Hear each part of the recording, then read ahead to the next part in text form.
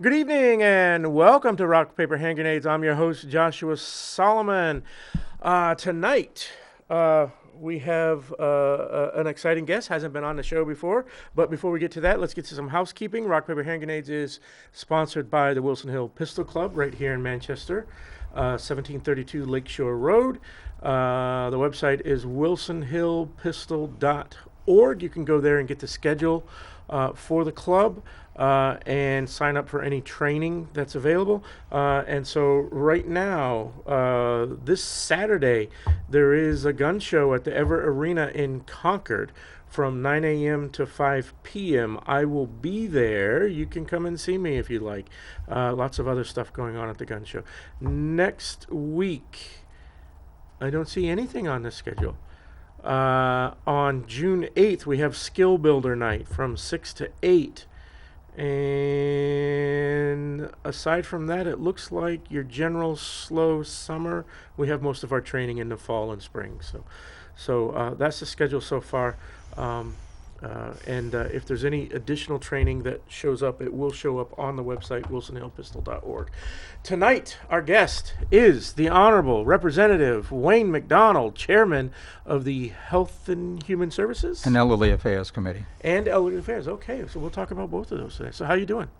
Doing good. We, as I was mentioning earlier, we finished up our committee work. We voted on our last bill, voted out of committee. It'll be taken up, I would imagine, on June 8th at the next House session. So June 8th is the next House session? It is. So I've heard some horror stories over the last couple of years. These House sessions in the middle of the summer tend to go very long. Like there was one time recently where there's over 100 bills that needed to be dealt with a full session. Do you anticipate that this summer? I don't. Oftentimes you'll see the House session, and I'm only in my second term, so I don't mean to sound like an expert or a veteran, but I've been an observer of New Hampshire government and politics for many years, and oftentimes the session is over by mid-June. In a non-budget year, and this is a budget year, but in a non-budget year, sometimes it's out even before June. This year, we're dealing with the budget. There's some trying to think of a nice way to put this. There's a lot of negotiations going on between the House and the Senate on some key bills, such as Senate Bill 263, which deals with the continuation of the Granite Advantage program. And these are expected to prolong the budget negotiations and probably extend the budget conversation and the whole approach to the budget right up until the end of the fiscal year, which is June 30th. Okay. So what's going on? You said you voted your last bill out. Are there any major bills? What are the big things that Granite Staters need to be focused on, right? There's been a few things that have happened recently. We briefly talked about it earlier with the Parent Bill of Rights. It was a very important subject, and for the second time this year, yes, we lost it due to attendance. Primarily. What happened there? Well, I mean, I don't presume to speak for I believe there were 8 Republicans who did not vote. One of them is the Speaker. He cannot vote unless it's to make or break a tie under the House rules. He was presiding. Representative Packard was presiding. He could not vote under the rules of the House. The other 7, I know one had to attend a family graduation out of state that following weekend.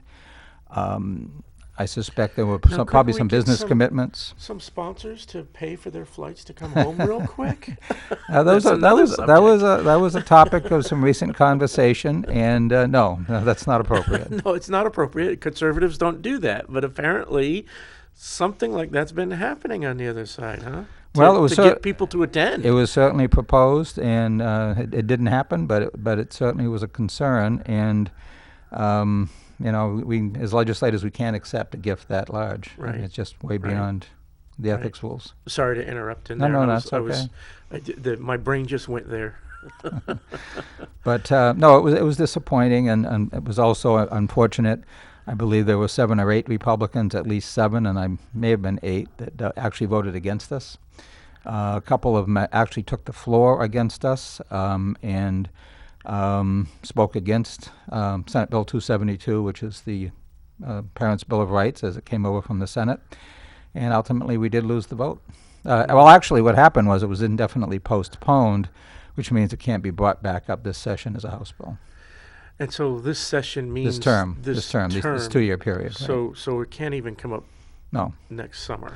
And the second year of That's a maddening. session, usually you can't bring up the same bill or the same Right. kind of bill anyway unless you suspend the rules. Because you got effectively the same group of people voting on the Right. same thing. So And- the logic there is that not a whole lot would have changed, right? Right. Is that You have to suspend the rules to bring up a bill like that the second year of the session. If it, in this case, you can anyway because it was indefinitely postponed. But even if it had just been tabled or killed, as voted inexpedient to legislate, it still can't. It wouldn't be able to be brought up again as the same bill or the same type of bill unless the rules are suspended. It takes 2/3, and to get this legislature, 2/3 of this legislature to agree on something is pretty miraculous. right? In that case, It's something, basically a 50-50 something house. very major would have had to happen in the state Right. to convince people that it's You wouldn't get a single Yeah. Democratic vote to suspend the Yeah. rules or something like this. Yeah. All right. So that's not in your committee. What's going on in your committee that we should think about? Well, we have 53 bills. We started the session with 53 bills. And, in our committee, the bills are, and many chairmen would say this, and every single bill, no matter what committee it's in, is very important. It's been introduced for a reason. The sponsor was approached by a constituent. There's a need, a concern that prompts that bill. In our committee, the 53 bills we are the Health and Human Services Committee. We are the Elderly Affairs Committee. We deal with, in many respects, and it's perhaps more than some other committees do, we deal with very vulnerable populations, healthcare issues, the elderly. We've some of the bills we've considered this term, and there's a lot of emotion behind a lot of these bills. There's I can facts, imagine, there's yeah. facts, there's reason, there's very good justification for them and the concerns behind them, but there's also a lot of emotion because of struggles people have faced. But we've dealt with organ donor issues. We have a bill right now that we've retained, which means we're going to be working on it, and we need to get it voted out by a committee by November 17th.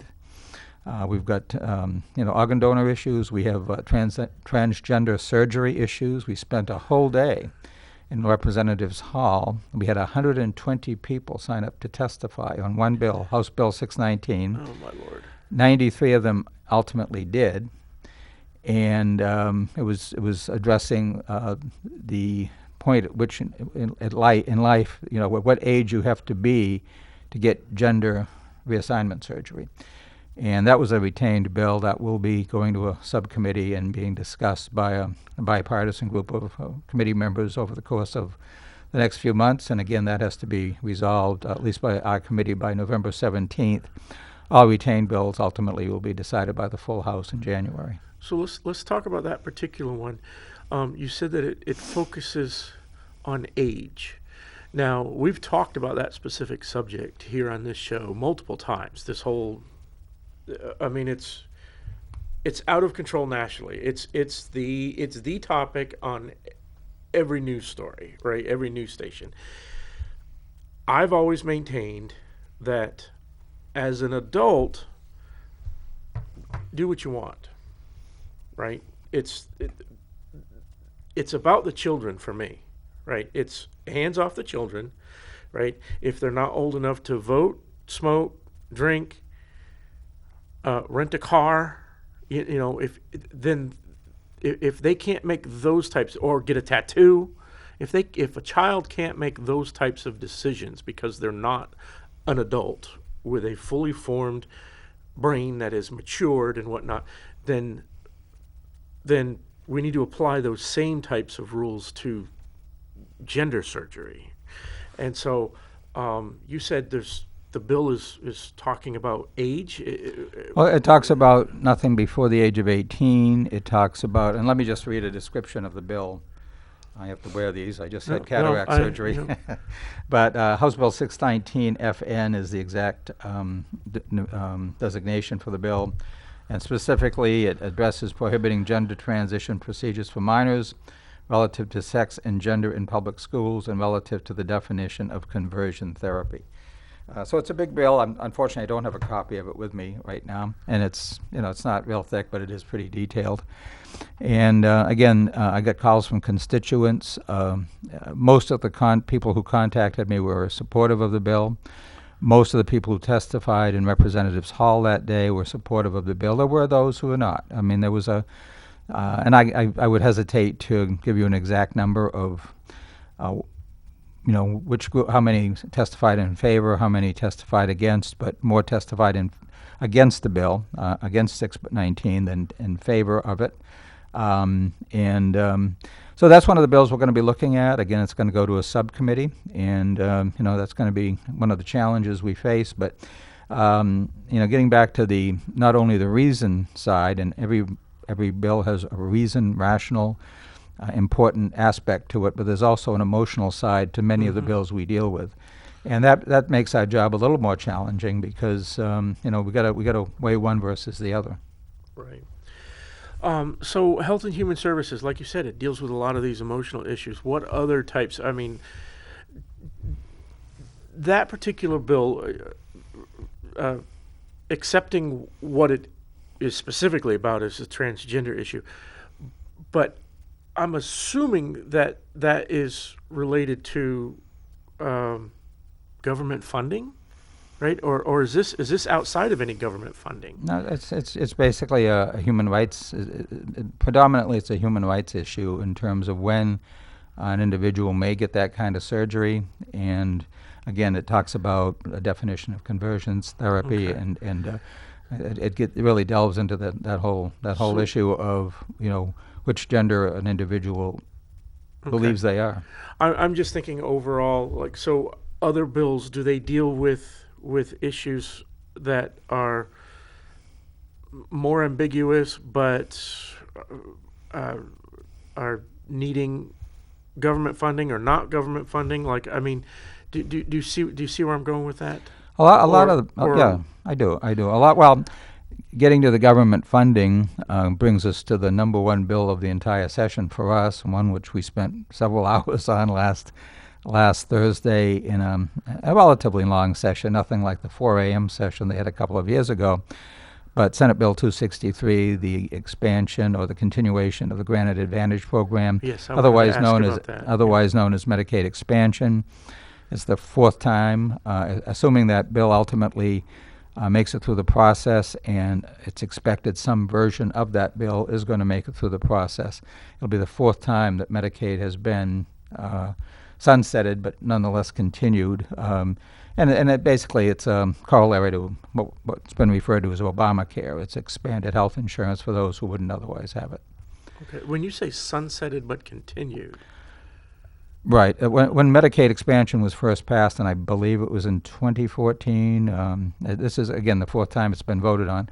But every time it's voted on, it's with a sunset. I believe the last time, and I wasn't in the House back then, I believe it was for a 5-year period. Initially, the House has already passed a version of Granted Advantage in its continuation. We put it in House Bill 2, which is a part of the budget process. That's basically what they call the trailer bill. It funds everything that's in House Bill 1, which says, okay, we're going to spend this on this, and we're going to fund this department to this extent, and this program to this extent. That's House Bill 1. House Bill 2 says how we're going to do that.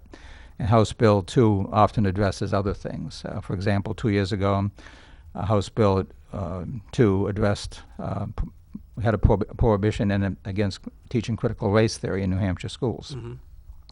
So there's often other things in House Bill 2 besides this. We put House Republicans, the House Finance Committee, it was a bipartisan vote from what I understand, the House Finance Committee put,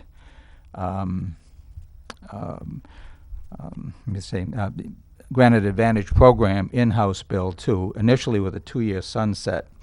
Last Thursday, myself and the Vice Chairman of the Health and Human Services Committee and Elderly Affairs Committee, Representative Leon from Derry, the two of us sponsored an amendment to Senate Bill 263, which would have basically changed the language as it came over from the Senate to mirror what was already in House Bill 2, with the exception, instead of a 2-year sunset, it would have a 6-year sunset. The reason we were upping the number of years it would be effective before it had to be reconsidered is because we've learned that many managed care organizations will not bid a contract for less than 5. And for that reason, we extended it and we increased it. And there was also a lot of concern, well, gee, my insurance is going to run out in 2 years. There was a concern about that. And, we just thought that it would be more appropriate to extend the period by a few years, especially from the cost effectiveness and the viability of getting people to bid on a managed care contract. Oh, yeah. I mean, just from the surface of it, having to consider, like you said, my health care is going to expire in 2 years, right? And, sure. And then and it creates a lot of stress, and understandably so. It takes time. I mean, once you're in a program, and like you said, these are organizations that are bidding for these, right? And if the organization doesn't see that it's profitable to them, then they're not going to bid for it. And it takes more than a year or even 2 years to even know if a program is working properly, or to even get settled into a routine. Never mind if you go all the way down the line to the person who's actually receiving the health care. Okay, I got a new doctor, but in 2 years I might have to get a different doctor. Sure. Because I'm in a different program. So and again, this programs have been around several years, yeah. and it's this is the 4th time we voted on it. One of the reasons it's being put in the budget, and I don't presume to speak for the Finance Committee or the Speaker or anyone in House leadership, but certainly from my perspective and the perspective of many other members of the House, by putting in the budget, we ensure, one thing we must do is pass a budget. And by putting it in the budget, we give it the priority and the importance and the attention it deserves. And we also give it the attention it deserves by making having a sunset provision, because then we have to review it. Healthcare industry is very dynamic. It's always changing. People's needs and health needs are always changing. And to just say, okay, well, we've passed it, it's going to be the same in perpetuity. No, we want to review it periodically, and that's one of the reasons we put it in the budget and put a sunset on it. Yep. I think I've said it before on the show that I believe that a majority, if not most, programs that are government funded should have a review phase periodically. And I know that's difficult, and I know that may create a bureaucracy, but there's so much government waste in programs like that there needs to be a review period. Then there needs to be an accountability for a lot of these programs, because we've all seen it. There are programs nationally and locally that have just been in place for decades. Sure. That have no oversight, and the only reason they exist is because no one's stepping forward to say, hey, let's really consider whether or not this is viable in today's day and age. So many bills come in front of my committee, the Health and Human Services Committee. It's not my committee. It belongs to the people of New Hampshire and the people of the House, members of the House. But so many bills come to our committee and other committees, and we're getting better at, they'll create a special committee, or they'll create a commission to study. In fact, Granted Advantage has a commission to study it and make it better. And the good thing about a lot of the newer bills and the newer pieces of legislation is they provide a date at which the committee or the commission must complete its work and go out of business. The Speaker has appointed a special committee on commissions, chaired by Representative Dolan, one of my colleagues from Londonderry, and Representative Patusik from Derry is the vice chairman, and they're actually looking into the hundreds of committees and commissions especially. Many of them don't meet. Many of them don't do anything. They were all created with a noble purpose. Now, how much money they actually spend, if they're not doing anything, they're not costing money. But one thing they are doing is, by law, recommendations have to be made and appointments have to be made to these commissions on a regular basis because people's terms expire. And it does take some time to come up with people to serve on a commission that's meaningless. Right.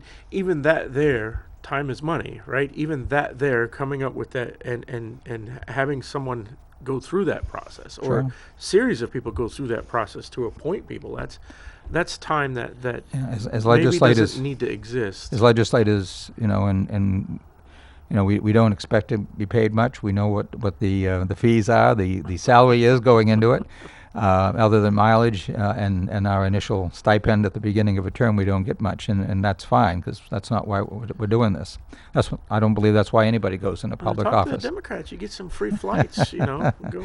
But staff time. The staff time to follow up with people like me or to approach people like yes, me. and they're making recommendations, and they have to take time to contact me or contact other chairmen or contact other people in the House and say, are you willing to serve? Do you know of anybody who's willing to serve? I don't mind that, but it takes time away from other work they have to do. Right. And extends their day. Right. So Health and Human Services, it deals with all types of these issues. Did it have to deal with, or does it deal with any of the issues that we've experienced with COVID over the last couple of years? It does. I was not on Health and Human Services and Elderly Affairs this last term. I was on election law. Okay.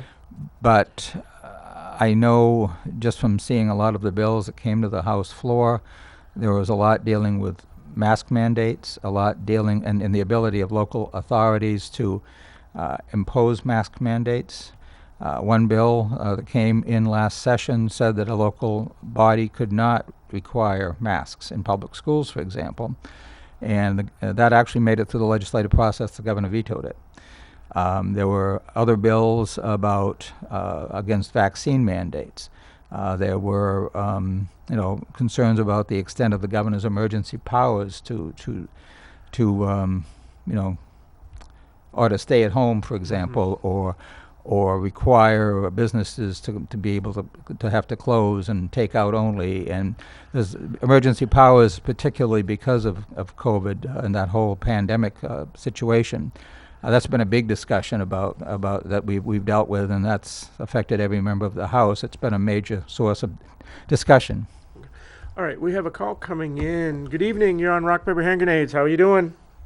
Good. I'd like to talk about very shortly. It's if two bills ever comes in Concord, there's one I'd like to have pass, and the other one I don't want it to have pass. Okay, the one I like to have pass is daylight saving time. I'd be so glad once and for all they put it for a vote and get rid of it. All the smart states, they don't have it. Just most people don't want daylight saving time. Okay, that's one of them. Now the second thing that I would like to talk about very shortly is marijuana. About making it legal. Who cares if Massachusetts has it and Vermont and New Hampshire? We have enough problems now with drugs. What are you going to do now? Add marijuana to it? Anyway, that's all I wanted to say. And your opinion on whether on daylight saving times and on marijuana. Thank you very much, and enjoy your show. And good evening to both. All right, thank you. Thank you. So there's two things there. Not necessarily Health and Human Services related, but they can be, right? One of the arguments about daylight savings time is the effect that it has on the human brain and the cycles. So I don't know if that's something that is even a state level thing. I believe that is one of those things that keeps coming up at the national level and just keeps getting rolled over from session to session. So.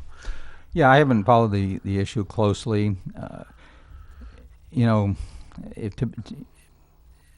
As what little I know about it, there's been discussion if other states around us do it, then we would do it.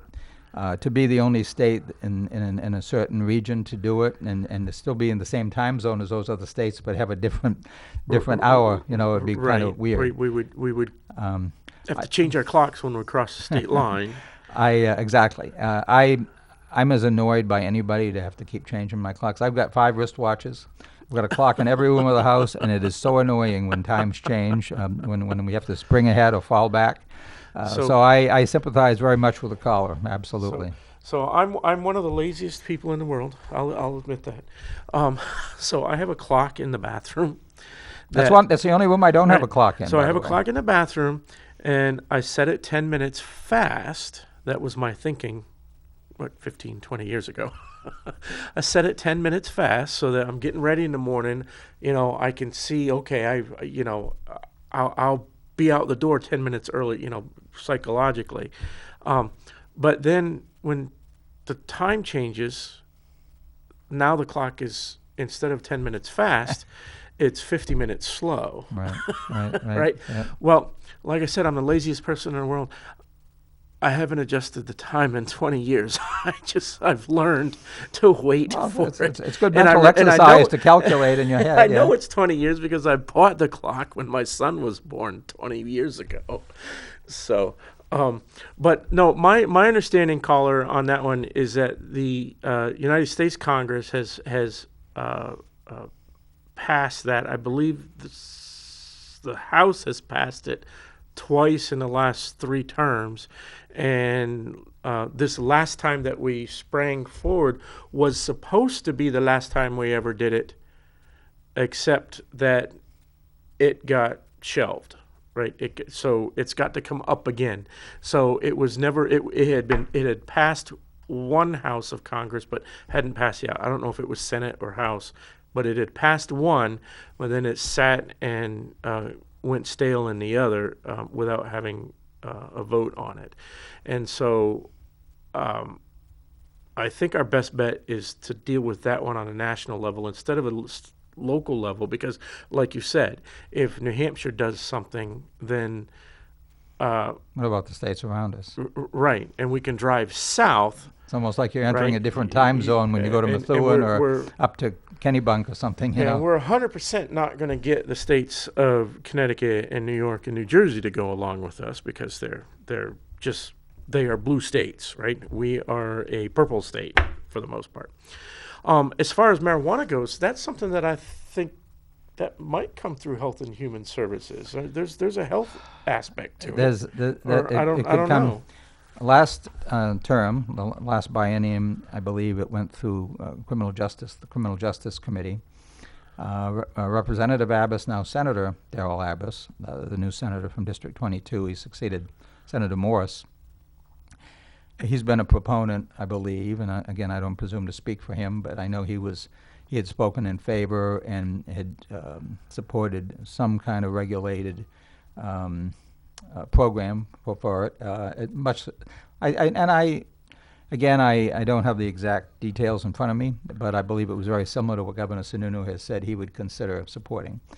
And I agree with the caller. I'm probably old-fashioned. I'm 68 years old, so I guess I'm probably old-fashioned, but I agree with the caller. I don't think we need to legalize any more drugs or things of that nature. I've never seen a young person who had a beer that didn't want to try whiskey, and I've never seen somebody who smoked weed who didn't want to try something harder. And that's my concern. Now, does it happen? Yes, but we shouldn't be encouraging it. Yeah, I'm kind of agnostic on the issue. I don't use the stuff myself. Right, I'm 50 years old. I've made it this far without it. I don't need it in my life. Right. There are people on both sides of the aisle that have some fairly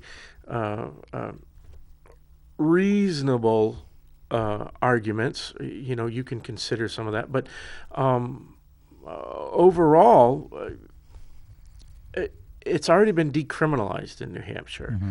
So it can be possessed, what's considered a personal amount. I don't know what the exact amount is, but what's considered a personal amount can be possessed without it being a crime and without it being a fine or anything like that.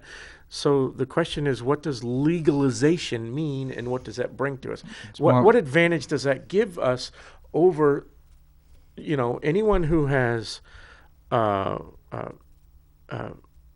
medical reason to have it can get it, because that is legal, right? It's right. And it should be. Right? It should and be. anyone who wants it recreational it's not a crime for you to have it. So what is the purpose of legalizing it other than putting in a new bureaucracy and hoping that the bureaucracy won't cost more than the tax money that supposedly we'll get from it, right? That's the only thing I can think of at this point, other than regulating what's in it, right? We've got the stories of people having their recreational weed laced with other things, and like you said, then it moves on to other things, right? So there's all kinds of arguments on both sides, but at the moment, it's not a crime to have it. So why such a hard push to create a new bureaucracy around it? One of the biggest arguments, of course, is always revenue. Our rainy day fund has got a healthy balance in it. The economy in New Hampshire is doing well. We've put together a balanced budget where we've actually been able to cut taxes. We don't need a new source of revenue. We've been able to reduce the sources of revenue we have, like the room and meals tax. We're phasing out the interest and dividends tax. Why do we need a new source of revenue when we're able to do that? I don't understand. Right, and that's always been my stance as well, right? I've always said that when I elect somebody to go to Washington or to Concord, my goal is that you either do nothing or you reduce, right? And Ideally. everybody feels like they have to go in there and I'm a new representative, I'm a new senator, I'm going to make a difference, I'm going to introduce a bill to do this, and this, and all that does is just increase the size of the RSA. Right, and I want to see that go down. I would prefer that the legislatures be gridlocked versus adding new bureaucracy. Every legislator has their own perspective on what their duties are. I mean, there's obviously standard duties. Most importantly, represent your constituents, serve your district, work hard for the state and make it a better place, make your community and your district a better place. When it gets to legislation, I've co-sponsored a number of bills, I've sponsored a number of amendments, and I've looked at some legislation to actually be the prime sponsor of. Before I do any of that, one of the things I was taught in legislative orientation in 2020 when I first got elected is you talk to the department heads, you do your research, you make sure before you do anything that you're going off in the right direction with this. And, that doesn't always happen. And again, that's not meant as a criticism. Everybody has their own approach and their own perspective. But there's also a perspective out there that is incorrect when somebody says, well, the legislator isn't introducing legislation, then they're not doing their job. Right. And I think a lot of people feel that way. And I think a lot of new legislators feel that way. And the fact is that regardless of whether you're the prime sponsor, a co-sponsor, or you simply debate it in committee and vote for it or against it in committee and vote for it and against it on the floor, you are still legislating. You are still impacting every single bill. And that's your contribution. We have hundreds and hundreds and hundreds of bills, 800-900 every year, and it's understandable, and they're all well-intentioned, and many of them are very, very good and necessary. But and it's certainly understandable when you have 400 House members that you're going to have a lot of bills. But then we have crossover day, and the Senate gets deluged, and a lot of these bills die, and they don't go to the Senate, but a lot of them do. The Senate sends us several dozen, and we send them several hundred. And, I don't know who decided that the Senate should be so small and the House should be so big. That's a big historical question that I'm not sure I've ever heard an answer to. It's an interesting balance. I mean, we literally have the largest legislature, or the largest House. Largest state legislature in the country, third largest General Assembly, and then lower house in the world. And then we have this itty-bitty tiny Senate. The sixth smallest Senate in the country, I believe. Rhode Island, the last I knew, had a 50-member state Senate. We have 24. We have over 200 communities. They have 39. They have more communities than they have senators. They have more senators than they have communities. So I would imagine they probably have, a couple for the municipality of Providence. Sure, right? Providence and some of the cities probably get extras. So. Sure. Oh, absolutely. Well, it's all based on population. It has to be based on the Supreme Court rulings back in the 60s, Reynolds versus Sims, Baker versus Carr. they have to be based on population. So I'm sure that there's, some of the cities are carved up, just like Manchester is, just like Nashua is. So other types of issues,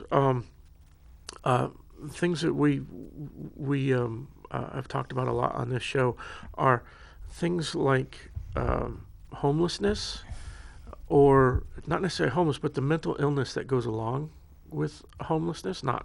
Obviously not everyone who's homeless is mentally ill, but there's a large factor of that community there. So we've got mental illness is a very large issue in this state and in this country, and how to take care of some of these folks. Some have families, a lot of them don't have families. A lot of them have families who aren't involved. What kinds of things are going on with Health and Human Services, or is that not in that purview? Well, in terms of mental health, there are some bills, and some of them coincide with the whole The Medicaid. well, the Medicaid, absolutely, but also the transgender. One of the bills we're going to be also considering in a subcommittee, and I can read you the description of it. Let me see.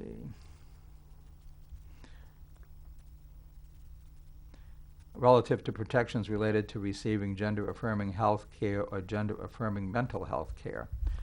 So that's one of the bills where we're going to be considering over the next few months in subcommittee. And there are miscellaneous other bills. They don't focus exclusively on mental health, but they have mental health components. And you're absolutely right. The whole mental health discussion, much of gun violence is related to mental health issues, as we know, and we don't focus enough on that aspect of gun violence, which is one of the reasons gun violence isn't, and I don't want to get off on a tangent. That's a criminal justice issue, certainly, but the mental health considerations and that whole discussion is very important.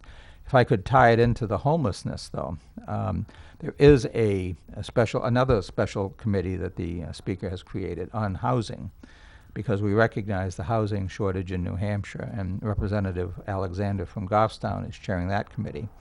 And Joe, good friend of the show. What's that? Joe. Joe Alexander. Yeah, Yep. good friend of the show. Okay, good. So so he could speak, extensively on that. But that's an important issue, and to the extent that contributes to mental health or crime, that's something that's got to be addressed. And I applaud the Speaker and his insight and his leadership on recognizing that and creating that committee and appointing Representative Alexander to chair it. Yeah. I mean, mental health is a big issue. Like I said, we talk about it a lot here. It is very visible here in Manchester. We have. It's unbelievable the number of people that are harming themselves, committing suicide here in New Hampshire, whether it be via overdose or in the last 8-9 months, we've had 8 or 10 people jumping off of bridges, things like that. So those are very important to us here. So do these bills, do they help fund? I mean, so you have the one, which is, again, I don't want to harp on the transgender issue, but it speaks to mental illness and transgender. But more than anything, it's a civil rights issue. I don't think it's necessarily a funding issue. It's sometimes, as much as we hate to use the word discrimination, as much as we hate to think that discrimination still exists in some form, the bill, I think, at its core, and again, I don't have a copy of it with me, I think at its core just wants to make sure the civil rights of individuals in the transgender community are being served, and that the whole mental health aspect of that is being properly evaluated. So. Okay. All right. How about elderly? Elderly is another issue. You said that. So is that a separate committee, or is the elderly part of the Health and Human Services? The exact title of our committee is Health, Human Services, and Elderly Affairs. We haven't done a ton with elderly this session. Certainly, everything we deal with impacts, and many of the bills we deal with impact the population at large, which would, of course, include the elderly. Much of what we deal with in terms of legislation with the department overall. The department, I did work for the department for 23 years. I was in the program integrity division, investigated and prosecuted welfare fraud for 23 years. They have a Bureau of Elderly and Adult Services in the department that I sometimes worked closely with them in terms of investigations if we saw any exploitation or inappropriate treatment of elderly, somebody trying to rip them off, so to speak, steal from them. That was a consideration. But we haven't had any, at least none come to mind, of a specific bill focusing exclusively on the elderly per se. Most of these bills would, affect them to some degree, but nothing specifically just aimed at the elderly. At least not that I can think of, this current year. So, is there anything else that's near and dear to your heart, other that we haven't talked about? That you said something about you've sponsored a few bills. You were considering sponsoring some as being a primary sponsor. Is there something, subject that you're passionate about? Oftentimes, I find in talking to people that the bill's already being sponsored, so I end up being a co-sponsor of it. I co-sponsored several Senate bills this past term. One just passed the House last Thursday. It enables optometrists to give injections for influenza, for shingles, and for COVID-19 vaccine, particularly during the pandemic. And again, some people, I know there are people who don't like the COVID vaccine, don't trust the COVID vaccine, and I respect that. I'm against vaccine mandates. I am against mask mandates. But for those who do want the vaccine, making it available and as available as possible is important, and there was a real difficulty in terms of getting vaccinated during the pandemic in many respects, in many areas. Enabling optometrists to administer that vaccine was an important bill, and we got that passed last week. So tell me the thinking there. So we've obviously, talked about the pandemic and the vaccines and whatnot, and I'm agnostic about it. I just don't want to be told what to do. Exactly. Right. And I think that's a general conservative view. Is sure. If you want to go out and get it, but don't force it. It's important that we remember it was President Trump. Don't make my livelihood dependent on it. It was President Trump who got the vaccine done under Operation Warp Speed, which was, something he was very proud of. Right. So, but an optometrist is not someone you normally. I'll go to the drugstore and CVS, Rite Aid, Walgreens, they all administer vaccines, influenza vaccines and whatnot. And obviously your doctor, your primary care doctor, maybe urgent care. I don't think I ever would think to go to an optometrist to get an influenza vaccine. Well, so what brought that about? What's the thinking that brought? I mean, obviously they have medical training and whatnot, but what brought that about to stock them up with vaccines? Ophthalmologists can administer many vaccines. Many others, less qualified people than optometrists, can administer vaccines. So the statute was actually out of date, and I think they're one of the few medical professionals who couldn't, and that's one of the reasons that they were looked at.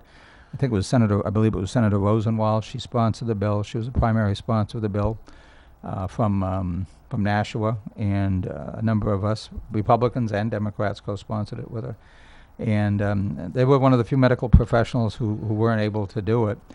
And was that just in New Hampshire, or? Oh no, it's a state law. I mean, I mean, anything we do is only New Hampshire. Would an optometrist? I'm just curious. Are there other states that allow optometrists to administer these types of medical services? That I don't know. That's just an interesting. I'm just talking, right? I'm just interested. Sure. That's just a curious thing. So.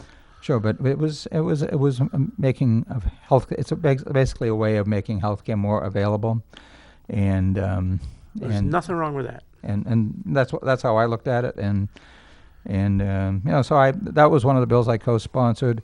Another bill, and this was, a number of our bills have actually gone on the consent calendar, which means they passed the committee not unanimously or near unanimously with big bipartisan support. For a committee that deals with a lot of, tough issues like we do, that's something all of us are proud of. We've tried to maintain a collegial and respectful and professional demeanor in committee, and we've done some good stuff. Again, we've got 14 bills that we're going to be working on over the next few months. But one of the bills, another bill, and it was pretty innocuous. It was one of those dreaded omnibus bills, which means it had multi-parts to it from the Senate. Yep. And a thorn in my side. and I want to see everything debated, right? Right. I don't. And when you get an omnibus bill, inevitably 3 or 4 of those issues don't even get brought up on the floor. They don't get debated because folks are focusing on some of the primary stuff, and that just kind of rubs me the wrong way as a constituent. Senate Bill 127. It was.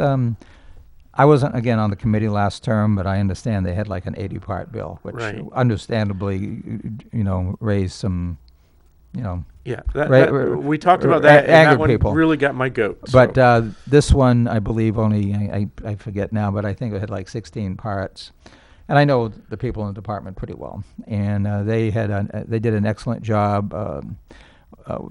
In terms of bringing people in one by one up to the witness table and addressing different aspects of it. It was mainly a housekeeping bill, updating state statutes to coincide with federal statutes on things like food stamp disqualification periods. Mm-hmm. I was in the department for 23 years. I was there when welfare reform was passed in 1996. It increased the disqualification period for food stamps, which was 6, 12, and permanent for the first, second, and third offense.